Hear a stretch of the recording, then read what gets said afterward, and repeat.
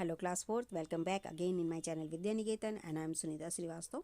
Children, today I am going to start chapter 17 of your SST books and the chapter is our rich culture यानी हमारी समृद्ध संस्कृति। आज हम पढ़ेंगे हमारे देश की संस्कृति के बारे में।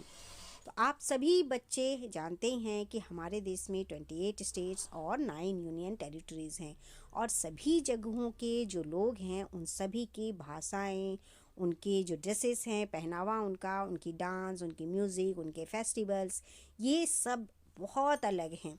और आज हम उन्हीं सभी के बारे में पढ़ेंगे। जब तो आप जैसा कि जानते ही हैं कि ये सभी चीज़ें जो बिल्कुल एक दूसरे से अलग हैं, यही सभी मिलकर हमारे देश की संस्कृति को, हमारे देश के कल्चर को बहुत ज़्यादा समृद्ध बना देते हैं। अलग अलग भाषाएं, अलग अलग पहनावे, अलग अलग तरह के फेस्टिवल, इन्हीं से तो हमारी संस्कृति बिल्कुल अलग हो जाती है, भिन्न हो जाती है और इनरिच हो जाती है।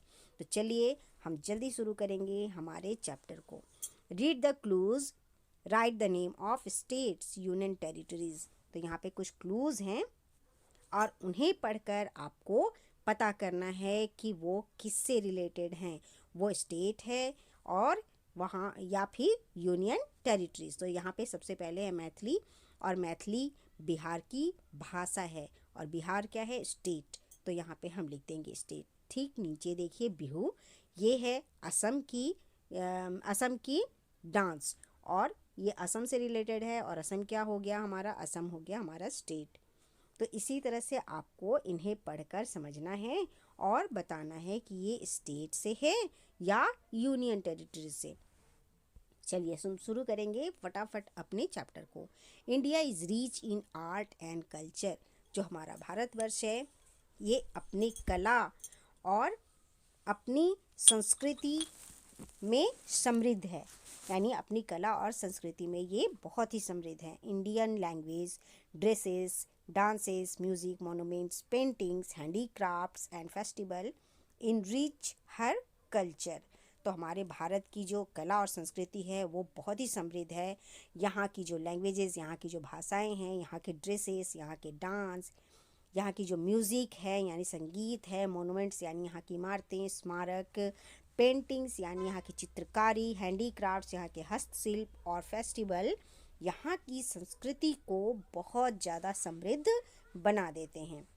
तो ये है हमारे देश की एक अलग पहचान, हमारे देश की संस्कृति, जिसे लोग विदेशों से भी देखने और महसूस करने आते हैं।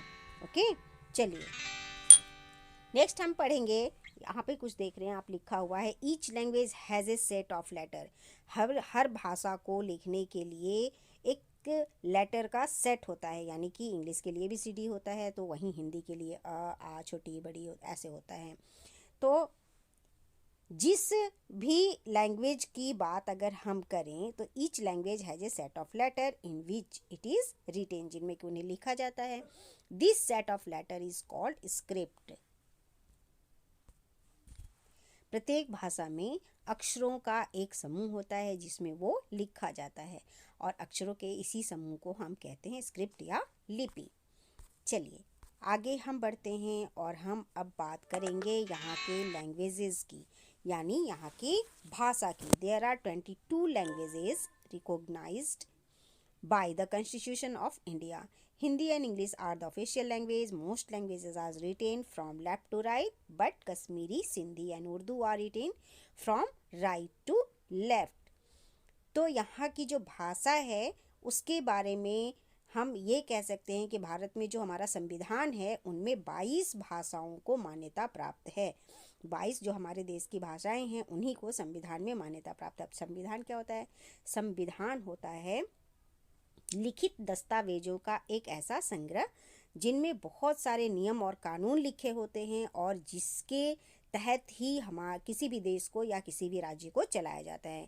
उसमें वहाँ के जो नागरिक होते हैं उनके अधिकारों और कर्तव्यों को भी लिखा हुआ रहता है, तो उसे ही हम कहते हैं संविधान। तो जो हमारे देश का संविधान है उसमें हमारे देश की 22 भाषाओं को मान्यता प्राप्त है। Hindi and English are official languages. Hindi और अंग्रेजी यहाँ की ऑफिशियल लैंग्वेज यानी कि आधिकारिक भाषा हैं। Most languages are written from left to right. यहाँ की जो अधिकांश भाषाएं हैं उन्हें हम लेफ्ट से राइट यानी कि हम बाएं से दाएं इस तरह से लिखते हैं, बाएं से दाएं। जैसे कि हिंदी है या इंग्लिश है या मराठी है या बहुत जो भी भाषाएं हैं उन सब को हम कहाँ से लिखते हैं, बाएं से दाएं, यानी इस तरह से हम लिखते हैं। लेकिन Kashmiri, Sindhi and Urdu are written from right to, लेकिन कश्मीरी, सिंधी और उर्दू इन्हें हम राइट से लेफ़्ट लिखते हैं इस तरह से, जैसे हम ऐसे लिखते हैं। ओके, तो याद रखने वाली बात यहाँ पर ये है कि हम कश्मीरी को, सिंधी को और उर्दू को हमेशा राइट टू लेफ़्ट लिखते हैं। जैसे बाकी भाषाओं को हमने क्या पढ़ा कि हम लेफ़्ट टू राइट लिखते हैं इस तरह से, लेकिन उर्दू, कश्मीरी और सिंधी को हम उल्टा लिखते हैं। ठीक है, राइट टू लेफ़्ट। चलिए आगे बढ़ते हैं और अब हम जानेंगे यहाँ के ड्रेसेस के बारे में, यहाँ के लोगों के पहनावे के बारे में। The people of India wear different dresses. Bharat के लोग विभिन्न प्रकार के पोशाक या कपड़े पहनते हैं। Women wear saris, salwar kameez, jeans, shirt, skirts and gown. यहाँ की जो महिलाएं हैं या स्त्रियां यहाँ की जो हैं वो लोग साड़ी पहनती हैं, सलवार कमीज पहनती हैं, जीन्स पहनती हैं, शर्ट पहनती हैं, स्कर्ट्स पहनती हैं और गाउन भी पहनती हैं। Man wear jeans, trouser, shirts and T shirt. यहाँ के जो पुरुष हैं वो जीन्स पहनते हैं, ट्राउज़र पहनते हैं, शर्ट और टी शर्ट्स पहनते हैं। In some states man wear kurta pyjama and kurta dhoti. कुछ राज्यों की अगर हम बात करें यहाँ पर, तो वहाँ पर जो लोग हैं वो कुर्ता पजामा भी पहनते हैं और धोती कुर्ता भी पहनते हैं। Some men also wear turbans on different types. कुछ पुरुष यहाँ, टर्बन्स मतलब क्या होता है, टर्बन्स मतलब होता है पगड़ी। तो आपने देखे होंगे जैसे राजस्थान के लोग हैं, जैसे पंजाब के लोग हैं, तो ये लोग क्या पहनते हैं, ये अलग अलग तरह की पगड़ियाँ पहनते हैं। तो कुछ लोग पगड़ी यहाँ पर पहनते हैं, कुछ पुरुष यहाँ पर पगड़ी भी पहनते हैं। आइए हम चलते हैं और अब जानते हैं यहाँ के डांसेस के बारे में, यानी यहाँ के नृत्य के बारे में। Folk and classical are two type of dances in our country. Folk dances are performed on marriage, birth of a child, festival, changes of seasons and sowing and harvesting of crops. तो यहाँ की जो नृत्य हैं हमारे देश में दो प्रकार के, हमारे देश में जो नृत्य हैं वो दो प्रकार के होते हैं। एक तो लोक नृत्य जैसे कि भांगड़ा है, गिद्धा है, बिहू है, तो ये सब क्या कहलाते हैं, ये लोक नृत्य कहलाते हैं। वहीं दूसरी जगह जो दूसरी जो हमारे नृत्य का प्रकार है वो है शास्त्रीय नृत्य, जैसे कथकली है और भरतनाट्यम है, कथक है, ओडिसी है, तो ये सभी हमारे शास्त्रीय नृत्य कहे जाते हैं। लोक नृत्य जो हैं वो विवाह में, बच्चों के जन्म के अवसर पर, ऋतुओं के परिवर्तन पर, फसलों की बुआई और कटाई पर किए जाते हैं। और जो शास्त्रीय नृत्य हैं वो सबसे पहले यहाँ पे देखिए कि शास्त्रीय जो नृत्य हैं उनकी शुरुआत कहाँ से हुई। तो यहाँ पे है the classical dances begin in temples. जो शास्त्रीय संगीत नृत्य जो हैं हमारे, उनकी शुरुआत, उनका प्रारंभ हुआ मंदिरों से। Later kings encourage this dances. Some famous classical dancers are Pandit Birju Maharaj, Sharmila Biswas, Mallika Sarabhai and Sonal Mansingh. तो जो शास्त्रीय नृत्य हैं उनकी शुरुआत मंदिरों से हुई और बाद में राजाओं ने इन नृत्यों को प्रोत्साहित किया। कुछ प्रसिद्ध शास्त्रीय नर्तक हैं पंडित बिरजू महाराज, शर्मिला विश्वास, मल्लिका साराभाई, सोनल मानसिंह। तो यहाँ पर हमने ये डांस के बारे में भी, यहाँ के नृत्य के बारे में भी पढ़ा। चलिए नेक्स्ट हम पढ़ेंगे यहाँ की म्यूज़िक के बारे में। Music is also of two types, folk and classical. The Bihu geet of Assam, Pandavani of Chhattisgarh, Bhavageete of Karnataka and Baul sangeet of West Bengal are some example of folk music. तो जिस तरह हमने अभी ऊपर पढ़ा था कि यहाँ जो नृत्य हैं वो दो प्रकार की होती हैं, लोक नृत्य और शास्त्रीय नृत्य। तो इसी तरह से जो संगीत है वो भी दो प्रकार के होते हैं, लोक संगीत और शास्त्रीय संगीत। द बिहू गीत ऑफ असम यानी असम का बिहू गीत, छत्तीसगढ़ की पंडवानी, कर्नाटक का भावगीते और वेस्ट बंगाल का बाउल संगीत यहाँ के कुछ लोक संगीत के उदाहरण हैं। There are two main styles of classical music, Hindustani and Carnatic. Hindustani music developed in north and Carnatic music in the south. तो यहाँ जो शास्त्रीय संगीत हैं, अगर हम शास्त्रीय संगीत की बात करें तो उनकी भी दो शैलियाँ हैं, एक तो हिंदुस्तानी कहलाती हैं और दूसरी कर्नाटक। उत्तर में जो है हमारे नॉर्थ में वहाँ हिंदुस्तानी संगीत और दक्षिण में कर्नाटक संगीत का विकास यहाँ पर हुआ।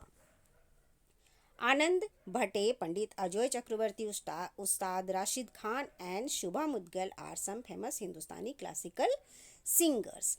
तो यहाँ पे देखिए कि जो पंडित अजय चक्रवर्ती हैं, आनंद भाटे हैं, उस्ताद राशिद खान हैं और शुभा मुद्गल, ये कुछ हिंदुस्तानी शास्त्रीय गायक हैं। ये हिंदुस्तानी शास्त्रीय गायक के प्रसिद्ध हैं, ठीक है। और दूसरी तरफ अगर हम देखें तो Rajni and Gayathri, D Karthika, Anage and Shankar Mahadevan are some famous Carnatic classical singer. और दूसरी तरफ अगर हम देखें तो रजनी, गायत्री, डी कार्तिका, अनागा और शंकर महादेवन ये कुछ प्रसिद्ध कर्नाटकीय शास्त्रीय गायक हैं। आगे हम बात करेंगे यहाँ की मोनूमेंट्स के बारे में, यानी कि यहाँ के स्मारक या इमारतों के बारे में, जो प्रमुख इमारतें यहाँ हैं उनके बारे में। तो यहाँ पे देखिए forts, palaces, temples, pillars, stupas and monasteries are the different type of monuments. तो यहाँ पे जो स्मारक हैं हमारे वो भी बहुत से तरह के हैं, जैसे कि बहुत बड़े बड़े किले हैं, महल है, मंदिर है, जो स्तंभ हैं, स्तूपा हैं, और जो ये मोनेस्ट्रीज यानी कि जो ये मठ हैं, मठ होते हैं, बहुत बड़े बड़े जो मठ होते हैं, ये सभी मोन्यूमेंट्स या स्मारक कहे जाते हैं, ठीक है। The stupa at Sanchi built by Emperor Ashok and the temple at Mahabalipuram are example of early monuments। तो यहाँ पे अगर हम इन स्मारकों के बारे में जानना चाहें तो ज़्यादातर देखिए जो सम्राट अशोक हैं उन्होंने सांची के स्तूप का निर्माण किया था, और महाबलीपुरम के मंदिर जो यहाँ पर हैं ये कुछ हमारे प्रारंभिक स्मारकों में से एक है, ये उनके एग्जाम्पल हैं। सांची का जो स्तूप है जिसे कि अशोका ने बनाए थे, ये आपके लिए इम्पॉर्टेंट क्वेश्चन हो सकता है कि सांची के स्तूप का निर्माण किसने करवाया था, तो आप यहाँ पे आंसर में अशोका लिखेंगे। इसी तरह ये महाबलीपुरम का भी जो मंदिर है ये भी हमारे प्रारंभिक जो मोनूमेंट्स हैं उनमें से एक है। The Mughal rulers built many monuments. जो मुग़ल रूलर्स आए हमारे यहाँ, मुग़लों का जो बहुत दिनों तक हमारे यहाँ शासन रहा, उस काल में भी इन मुग़लों ने बहुत सारे स्मारकों का, बहुत सारी इमारतों का निर्माण कराया। Akbar built the Fatehpur Sikri and the Agra Fort. Shah Jahan built the Taj Mahal in Agra and the Jama Masjid and the Red Fort in Delhi. तो जो ये मुग़ल शासक थे इन्होंने भी कई स्मारकों का निर्माण करवाया, जैसे कि अकबर ने फतेहपुर सिकरी और आगरा का किला बनवाया, वहीं शाहजहाँ ने आगरा में ताजमहल और दिल्ली में जामा मस्जिद और लाल किला भी बनवाया। The Portuguese built many monuments in Goa. The British built in Rashtrapati Bhavan and the parliament house in Delhi and the Victoria Memorial in Kolkata. जो पुर्तगाली यहाँ पर आए उन्होंने भी बहुत सारे मोन्यूमेंट्स को गोवा में बनवाया। जो ब्रिटिश थे, जो अंग्रेज थे, जब वो भारत में आए तो उन्होंने राष्ट्रपति भवन बनवाया और पार्लियामेंट हाउस दिल्ली में बनवाया, and the Victoria Memorial in Kolkata, और उन्होंने कलकत्ता में विक्टोरिया मेमोरियल भी बनवाया। There are also many modern monuments, these include the Akshardham temple in Delhi, the Vidhana Soudha in Bengaluru and the assembly building in Mumbai.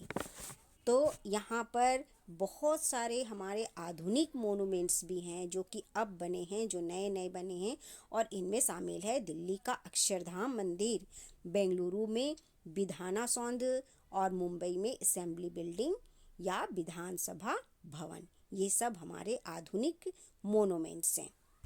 तो जहाँ एक तरफ हमने अभी अपने पुराने स्मारकों के बारे में, पुरानी इमारतों के बारे में बात की, वहीं यहाँ पर कुछ नई इमारतें भी बनी हैं जो कि अपने आप में अनूठी हैं। आगे हम पढ़ेंगे चेक पॉइंट। तो यहाँ पे देखिए क्वेश्चन हमारा आता है, सर्कल द करेक्ट वर्ड। यहाँ पे करेक्ट वर्ड को हमने सर्कल करना है। Hindi and Telugu is the official language of India. तो यहाँ पे करेक्ट आंसर क्या होगा हमारा? हिंदी। यहाँ पे हमारा होगा हिंदी। ठीक है, हिंदी और इंग्लिश वैसे तो दोनों ही ऑफिशियल लैंग्वेज हैं हमारे, लेकिन यहाँ पर इंग्लिश तो है नहीं, इसलिए यहाँ पर हम हिंदी भी लगाएंगे। ठीक है, क्योंकि तेलुगु हमारा ऑफिशियल लैंग्वेज में नहीं आता है, हिंदी है, तो हम हिंदी को यहाँ पर सर्कल करेंगे। ओके, नेक्स्ट है हमारा women and man wear turban. Turban कौन पहनते हैं? मैन पहनते हैं, तो हम मैन पे टिक लगाएंगे। Dances performed on festival are called social folk dances. जो डांसेस फेस्टिवल पर किए जाते हैं उन्हें हम क्या कहते हैं? फोक डांस कहते हैं कि क्लासिकल? तो हम उन्हें फोक डांस कहते हैं। क्लासिकल म्यूजिक इज ऑफ 2 और 3 टाइप्स। तो हमने 2 पढ़ा था, हम 2 पे टिक लगाएंगे। नेक्स्ट हमारा क्वेश्चन है, the stupa at Sanchi was built by emperor Ashoka. मैंने कहा था ये क्वेश्चन आ सकता है। देखिए इस तरह से ही ये क्वेश्चन या तो फिल इन द ब्लैंक्स में आएगा या आपके क्वेश्चन आंसर में भी ये आ सकता है, टिक लगाने के लिए भी आ सकता है। ठीक है, तो stupa at Sanchi was built by emperor Akbar, Ashoka और अकबर। तो यहाँ पे अभी अभी हमने पढ़ा कि सांची का स्तूप किसने बनवाया? अशोका ने बनवाया था, तो हम अशोका पर टिक लगा देंगे। ओके, चलिए हम बात करेंगे पेंटिंग्स के बारे में, यानी कि चित्रकारी के बारे में। Early humans painted on the walls of caves. तो जो अर्ली ह्यूमन्स हमारे थे, जो हमारे आदि मानव जो थे, हमारे प्रारंभिक मानव जो थे, वो लोग कहाँ रहते थे? वो गुफा में रहते थे। गुफा में रहते थे तो वो अपनी गुफाओं की दीवारों पर ही चित्रकारी करने लगे। These are called cave painting. और जो गुफाओं की दीवार पर ये पेंटिंग बनाने लगे तो उन्हें हम केव पेंटिंग के नाम से जानते हैं, यानी गुफा चित्रकारी के नाम से उन्हें हम जानते हैं। The cave painting at Bhimbetka in Madhya Pradesh show early human dancing and hunting animals.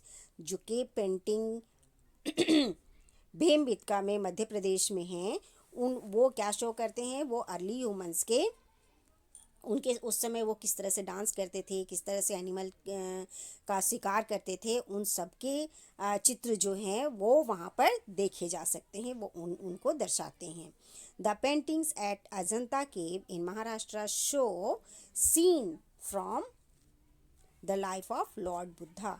इसी तरह से मध्य प्रदेश में मुंबई में, महाराष्ट्र में जो अजंता के पर अजंता की गुफाओं पर जो चित्रकारियाँ हैं वो लॉर्ड बुद्धा की जो जीवनी है उनको दर्शाती हैं। यानी महाराष्ट्र के अजंता की गुफाओं की चित्रकारी भगवान बुद्ध के जीवन को दर्शाते हैं। ठीक है, नेक्स्ट है हमारा हैंडीक्राफ्ट्स, यानी हैंडमेड सामान। तो हैंडमेड सामान के लिए हमारा भारत विश्व प्रसिद्ध है। हमारे भारत की जो हैंडमेड सामानें हैं, जो हस्तशिल्प हैं, वो विश्व प्रसिद्ध हैं। हैंडक्राफ्ट्स होते क्या है? जो हम सामान हाथ से बनाते हैं, सजावट की जो भी चीज़ें हम हाथ से बनाते हैं उन्हें हम कहते हैं handicrafts. The handmade decorative items are called handicrafts. India is famous for its handicraft. Some famous item are terracotta horses of West Bengal, cane and bamboo craft of Tripura, puppets of Rajasthan and Kanchipuram sarees of Tamil Nadu। हाथों से बनी सजावट की चीज़ों को हम हस्तशिल्प कहते हैं। भारत अपने हस्तशिल्प के लिए विश्व प्रसिद्ध है। कुछ प्रसिद्ध वस्तुएं पश्चिम बंगाल के टेरिकोटा हॉर्सेस, त्रिपुरा की बेंत और बांस शिल्प, राजस्थान की कठपुतली और तमिलनाडु की कांचीपुरम साड़ियाँ बहुत प्रसिद्ध हैं। आगे हम बात करेंगे फेस्टिवल्स की, यानी त्योहारों की। तो आपको पता ही होगा कि भारत को त्योहारों का देश कहा जाता है। यहाँ पे बहुत सारे फेस्टिवल्स होते हैं और सभी फेस्टिवल एक से बढ़कर एक होते हैं।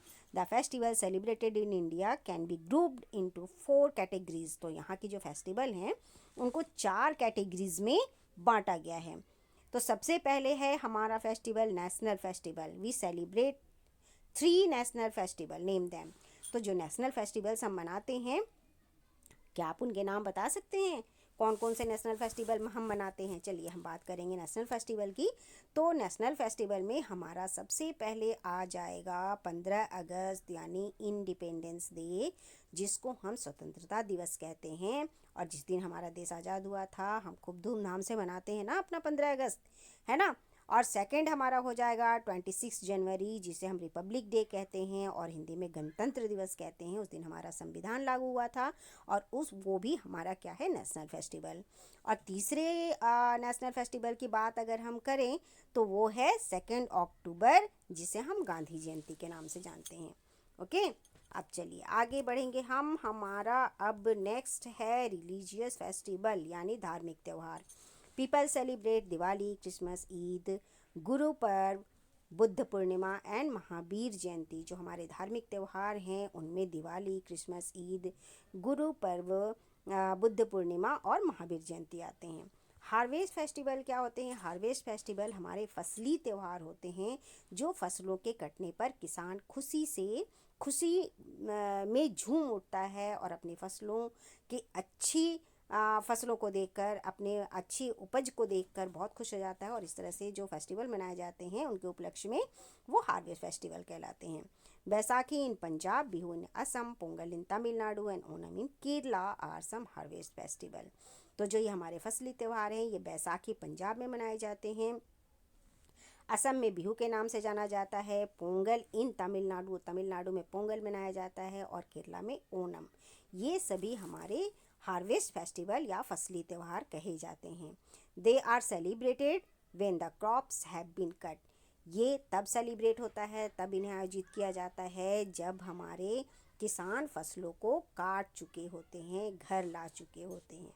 Okay, special festival. These are organized by governments to attract tourists. The Tuli festival of Jammu Kashmir, the Desert festival of Rajasthan, the Konark festival of Odisha, the Taj Mahotsav of Uttar Pradesh, the Ran Utsav of Gujarat, and the Hornbill festival of Nagaland are a few example.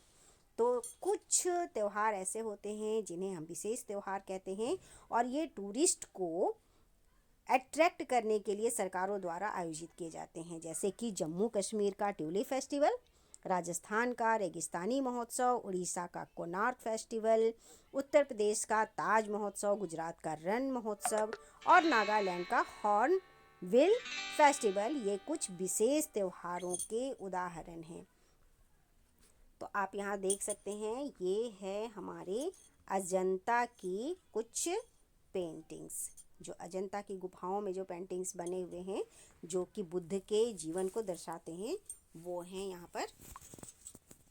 ठीक है, cave painting at Ajanta, Ajanta की गुफाओं पे जो paintings हैं ये उनके उदाहरण हैं। ठीक है, तो इस तरह से आपने देखा कि हमने ये चैप्टर बहुत ही अच्छी तरह से पढ़ लिया और हमने अपनी संस्कृति के बारे में कुछ और जाना। अब हम मिलते हैं अगले वीडियो में इसी चैप्टर के बुक एक्सरसाइज और क्वेश्चन आंसर के साथ। तब तक आप अपना ध्यान रखें और एक बार दोबारा इस चैप्टर को रीड करें। थैंक यू बच्चों, हैव ए नाइस डे।